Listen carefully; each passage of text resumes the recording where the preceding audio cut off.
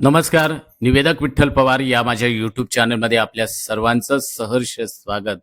लोकमान्य बाळ गंगाधर टिळक यांच्या जयंतीच्या कार्यक्रमाचं प्रभावी सूत्रसंचालन कसं करावं याबद्दलचाच हा व्हिडिओ आहे. तर हा व्हिडिओ शेवटपर्यंत पहा आणि आपल्या सर्वांना विनंती आहे, आपण सर्वजण व्हिडिओ पाहताय परंतु व्हिडिओला लाईक करत नाही, शेअर करत नाही आणि यूट्यूब चॅनलला आपण सबस्क्राईब करत नाही. तर माझी आपल्या सर्वांना विनंती आहे, कृपया माझ्या यूट्यूब चॅनल आपण सबस्क्राईब करा. व्हिडिओ आवडल्यास लाईक करा, शेअर करा, कमेंट्स करा. चला तर पाहूया कार्यक्रमाचं स्वरूप अर्थात उद्घाटन सुरुवात. त्या प्रसंगी निवेदन असे करावे: नमन त्या तेजस्वी सूर्याला, ज्यांनी संपूर्ण राष्ट्राला स्वातंत्र्याची दिशा दाखवली, ज्यांच्या विचारांनी क्रांती झाली आणि स्वराज्य ही गोष्ट केवळ स्वप्न न राहता हक्काची झाली, ते म्हणजे लोकमान्य बाळ गंगाधर टिळक. स्वराज्य हा माझा जन्मसिद्ध हक्क आहे आणि तो मी मिळवणारच, अशी सिंहगर्जना या अमर वाक्यानं लाखो भारतीयांच्या हृदयात स्वातंत्र्याची जोड धगधगीत पेटवणाऱ्या लोकमान्य टिळकांच्या जयंतीनिमित्त आयोजित आजच्या कार्यक्रमाला आपण सुरुवात करीत आहोत. प्रथमतः लोकमान्य टिळकांच्या कार्याला स्मृतीला विनम्र अभिवादन. 2. स्वागत. त्या प्रसंगी निवेदन असं करावं: प्रत्येक कार्यक्रमाची शोभा असते ती स्वागतानं. म्हणूनच आता आपले सर्व मान्यवर पाहुणे, शिक्षकवृंद, पालक यांचे या कार्यक्रम आयोजित करणाऱ्या संस्थेच्या वतीनं मनपूर्वक स्वागत करत आहे.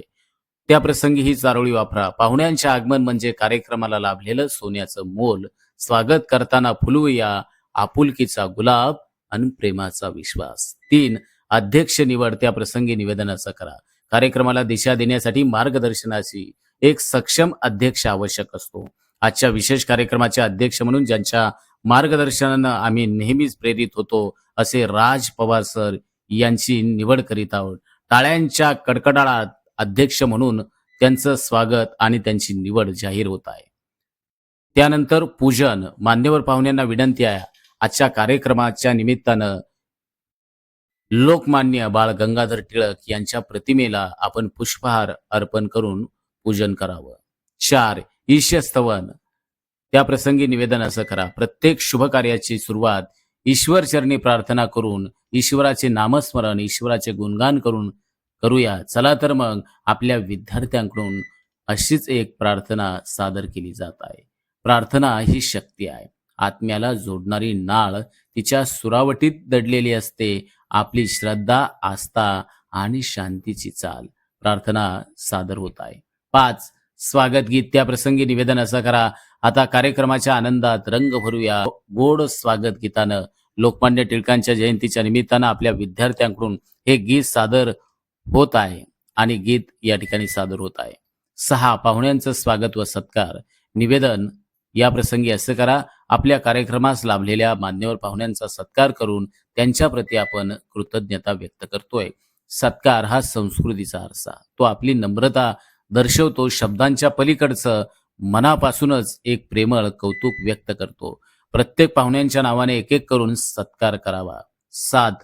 मान्यवरांचं मनोगत. त्या प्रसंगी निवेदन असं करा: आता आपल्या कार्यक्रमाला मार्गदर्शन करणारे विचार ऐकण्याची वेळ खरं तर आली आहे. आपल्या मान्यवर पाहुण्यांचे प्रेरणादायी मनोगत आपण ऐकूया. प्रत्येक पाहुण्याला एक एक करून बोलावून मनोगत सादर करून घ्यावे. 8.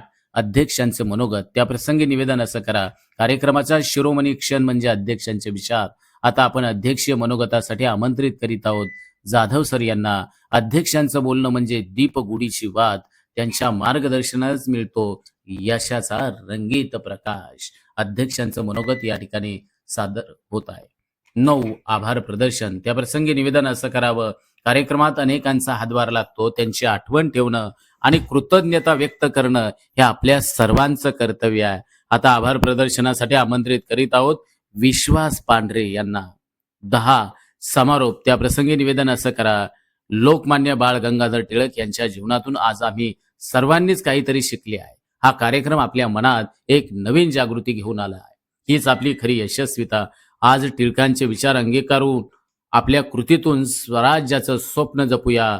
आपापल्या जबाबदारीतून आपल्या सर्वांच्या सहकार्याबद्दल मनपूर्वक धन्यवाद देऊन कार्यक्रमाचा समारोप करीत आहोत.